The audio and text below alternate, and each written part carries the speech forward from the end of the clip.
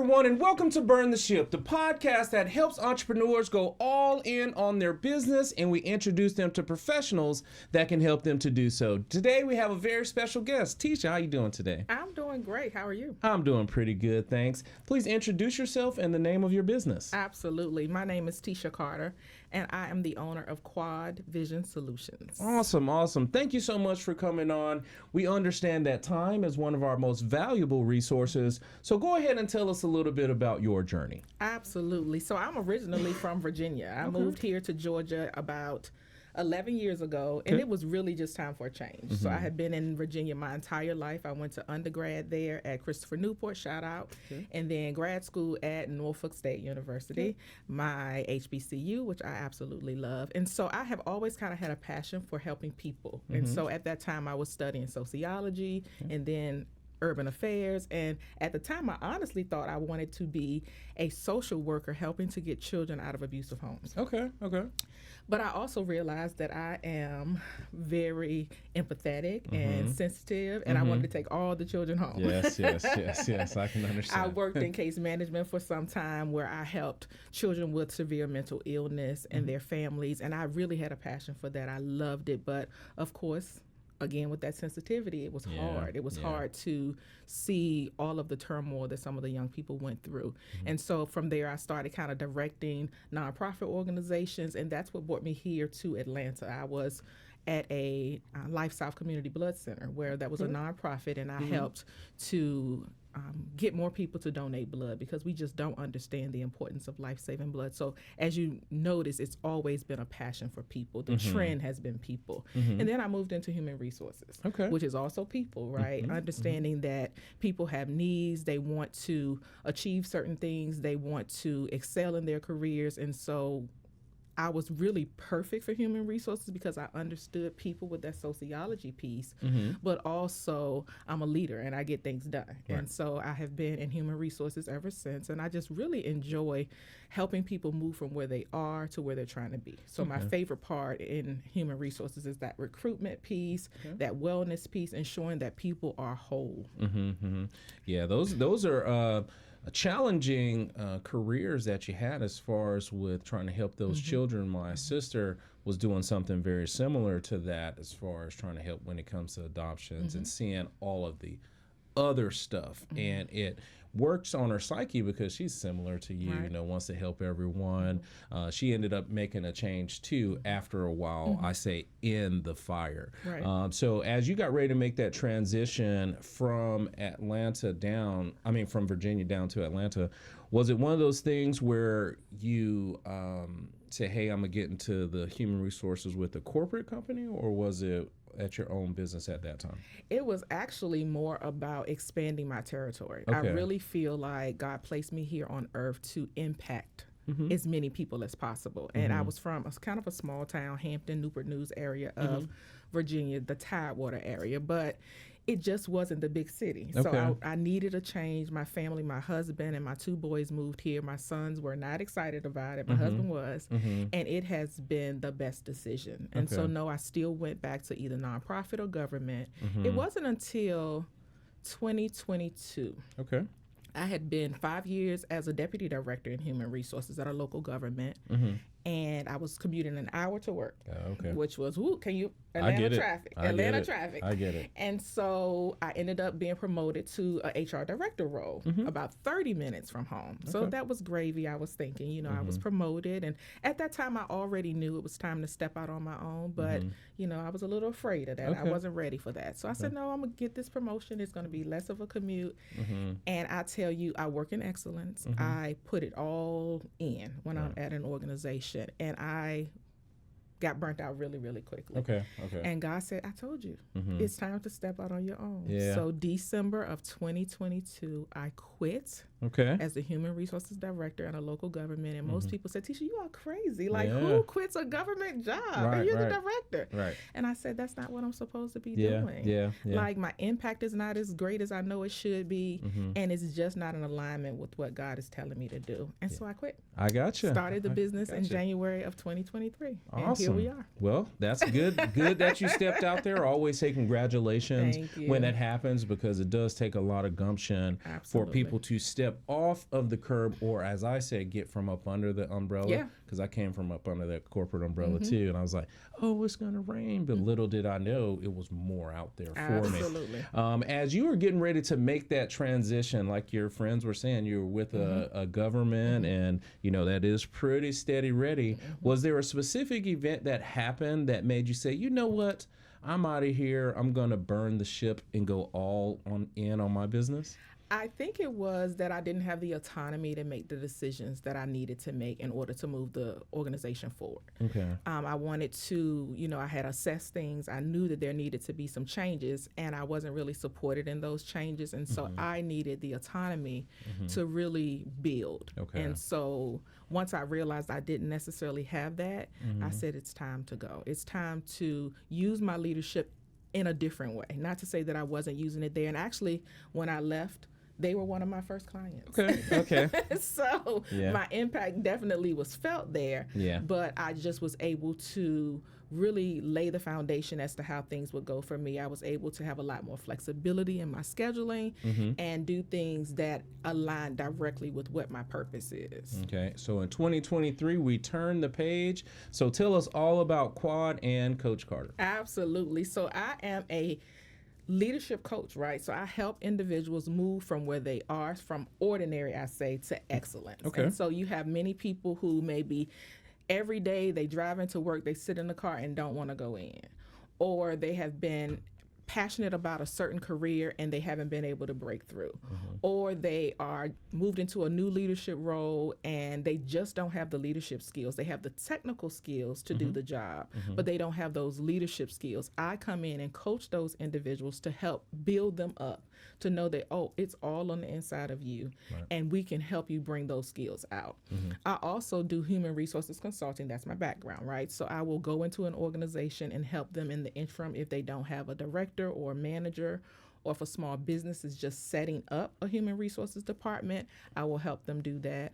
I'll also just recently launched a toolbox. Okay. Sometimes small businesses are like, I can't afford you, but I don't have a job description. I don't have a handbook. I don't have a termination checklist. Like, I don't have what I need. Yeah. So I've put together templates where I can sell that as a package. You can have that, and you'll have everything that you need to get started in the human resources field.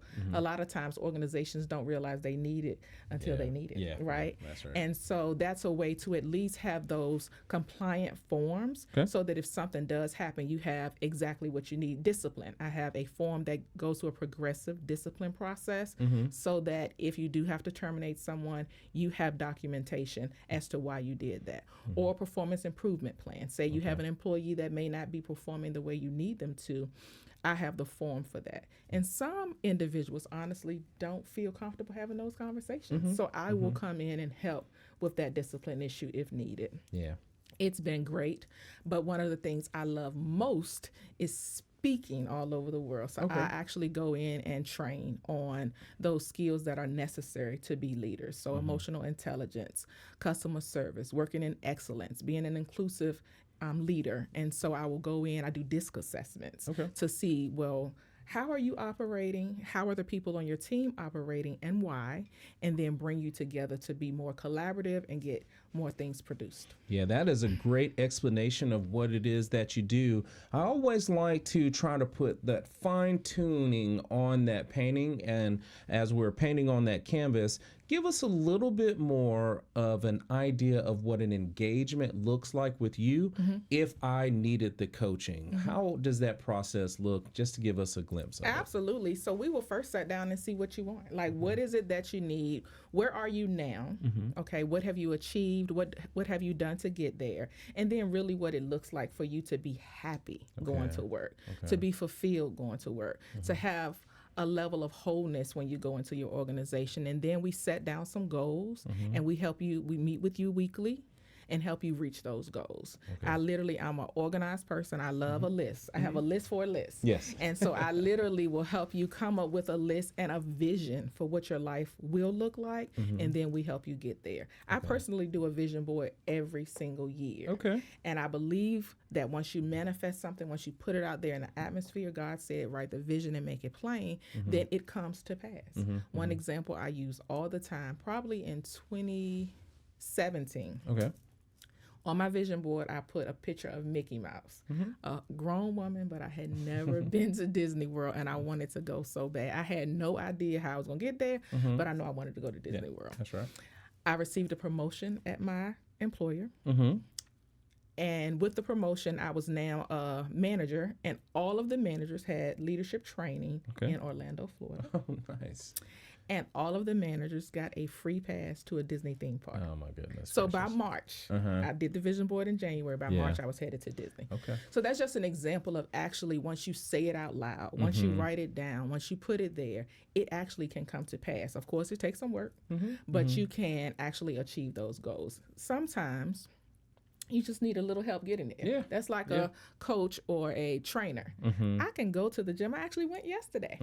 But it's not the same as if you have someone there cheering you on, giving you the tools to actually get things done. Yes. And so that's what I do for people who want to excel in their leadership journey. Yeah, thanks so much for sharing about the coaching. Now I want to talk a little bit more about the HR portion. Now, is it one of those things where it's geographically specific? Is it industry specific? Tell us a little bit about what is ideal for you when it comes to the HR. So I don't want to restrict myself to geographics, right? I feel like my impact can be felt around the world. Of course, if you need someone in-house, then it's geographic, right? I'm here in the Atlanta area.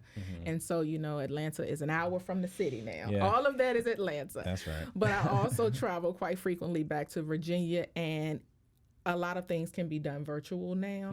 I do like to put a face to a name. So usually if there is a client that is out of the area, I will go there to meet the team, to build trust with the team. But then I can do lots of the coaching and the training online.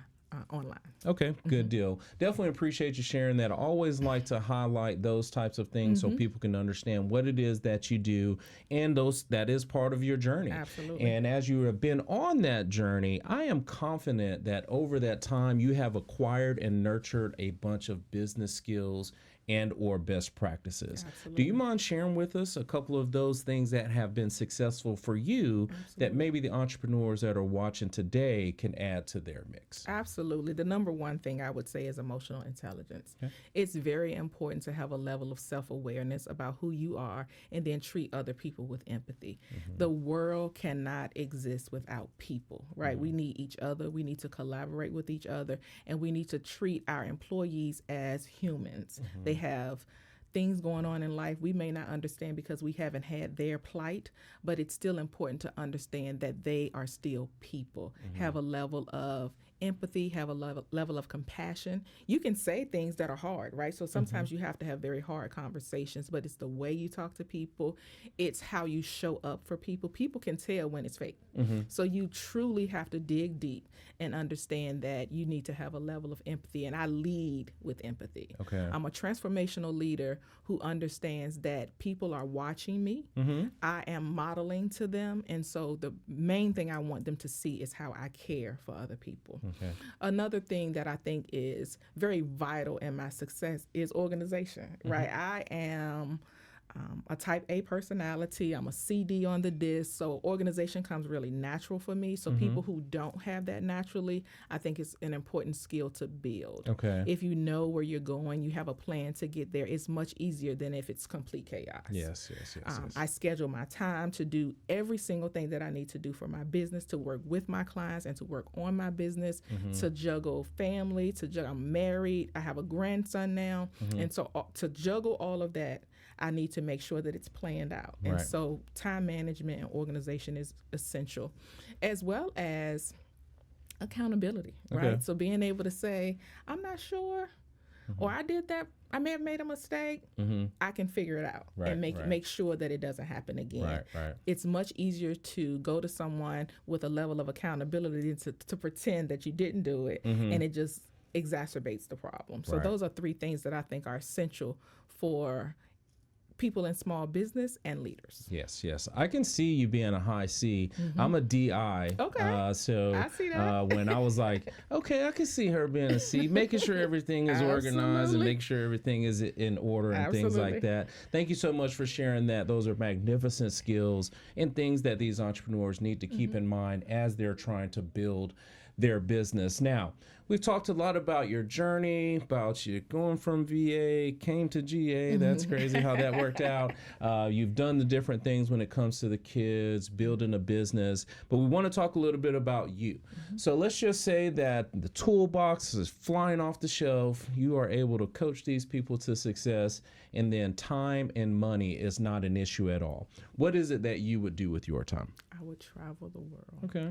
It's so important to me to see other cultures, to breathe other air, to see how people live. About January or February of last year, I decided to visit 50 states by 50. Okay. I'll be 46 in a couple of weeks, so I'm getting there closely. Right. But it has been an amazing experience because now I'm visiting states that I wouldn't ordinarily go to, and just seeing how the world is so large, but we're all people. Yes. I have a trip coming up to Panama. I have a trip coming up to Thailand. And so I have to phase it in at this point. But if time and money was not an issue, I would be on a plane all the time. Kind of like eat, pray, love. Yes. Oh, I get it. That makes a lot of sense. As we are digging deep or just pulling that layer of that onion back just a little bit, when you go to these different cities or states or countries, what is one of the main things you do at all the places? Eat. Okay. So I'm a pescatarian, and so people will think that that's kind of limiting, and I guess it is because I don't eat certain meats, but I love good food. Okay. I love beautiful coffee shops. Okay. And so all of that kind of goes into the experience for me. Sometimes people will joke and say, have you did anything but eat on this vacation? Yes. So I love to eat when I'm there and also go to the beach. Okay. And so the transition from Virginia to Georgia, I honestly didn't think about the fact that the ocean was so far away. And so I have a draw to the water and the serenity that it brings. And so I'm usually somewhere near a beach as well. Okay, that's a good deal. We definitely appreciate you sharing that. And if someone has questions about the coaching, the toolbox, some of those human resource options that you have for them, what is the best way for them to get in contact with you? Absolutely. So I'm on all social media platforms at Teesha Carter. My email address is info@teeshacarter.com. Website is www.teeshacarter.com. And so I am available to take any questions or to help you through any situation to help you excel. And then my phone number is 757-660-2707. Teesha, I'm going to say you've done a magnificent job sharing about yourself. And we always love to honor our guests by coming on because you guys are sharing. It's not always easy. For you, it was a breeze, like you've done this plenty of times. And we honor our guests by giving them the last word. So please look into the camera and tell the people something good. Absolutely. So one of the quotes that I live by, it kind of sums up my life. Dr. Maya Angelou said, people will forget what you said, people will forget what you did, but they will not forget how you made them feel. So be sure to be kind and compassionate to those around you. Excellent. And that leads right into it. We truly definitely appreciate you coming on today and spending some time with us. Absolutely. Thank you for having me. You're more than welcome. And to everyone that is watching, be kind and thanks.